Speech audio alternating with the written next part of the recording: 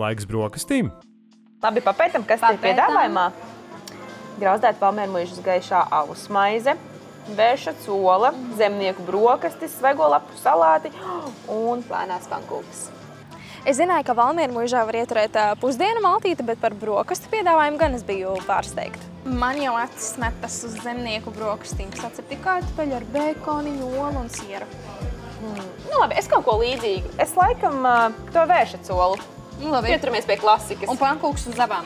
Jā, ar saldobiespiedu. Jā. Viss izdomāts. Saula šodien lutina, tāpēc izvēlamies sēdēt alus dārzā.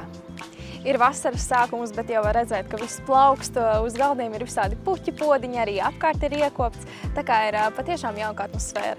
Meitenes pēc viesmīļu piedāvājuma izvēlējušās nobaudīt arī jauno dzērviņu zelteri. Pāris sarunas un skatu uz galda atradām kaut ko interesantu.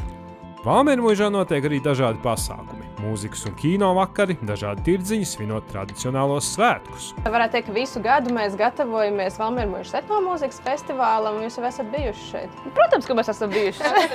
Burvīgi, tad jūs zināt, uz ko ir jāgatavojas, un šogad esam sagādājuši tādu foršu programmu ar ļoti daudz dažādiem muzikāliem priekšnesumiem, kur ir tāds tautu mikslis, varētu teikt. Mums ir gan no Bulgārijas grupa Oratņica, gan arī Svjata Vatra, kas ir igauņu un ukraiņu tāds apvienojums, un Black Rooster Kapelija, kas ir atkal latviešu, vāciešu un amerikāņu tāds apvienojums, bet izpilda ebreju tautas mūziku un latviešu tautas mūziku tādā kompilācijā. Un tāpat arī pašmāju jūka, kas uzstāsies šoreiz kopā ar armēņu dziedātāju Hasmiku Bagojanu ar īpašu armēņu programmu, un vēl daudz un dažādas citas grupas, ko varēs šeit pat arī izbaudīt. Tas nozīmē, ka vasaras periodā viss notiek tepat ārā.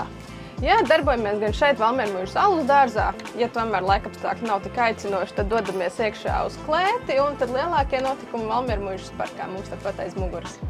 Kas par programmu, pasākumu līdz pat gada beigām? Plašā programma iepazīta, tagad gan labu apetīti, dāmas!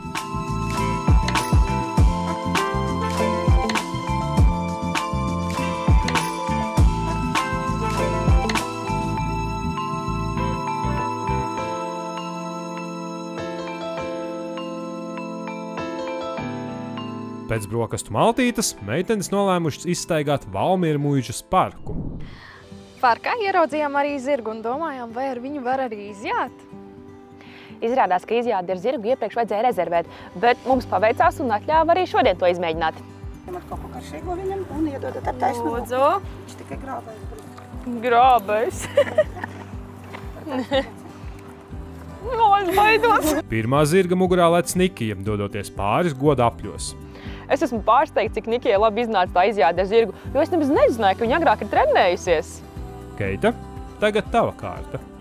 Keita sākumā baidījās no zirgu, un es domāju, beidzot ir kāda lieta, no kuras arī viņai ir bail, bet viņa ar savām bailēm tiešām tika galā un arī tikpat majestātiski devās zirga mugurā. Visu Valmiermuižu var redzēt. Jā, tā jau forši. Nu, draugs, tu jau zini, pa kurām takām tev jāiet. Neskatoties uz bailēm, Keita zirga mugurā devās līdz pat pašam Valmiermuižas stallim, kur meitenes aplūkoja pārējos zirgus un staļļa jaunāko iemītnieku. Mēs ar Nikiju redzējām arī mazo kumaliņu, un viņam ir tikai 4 dienas.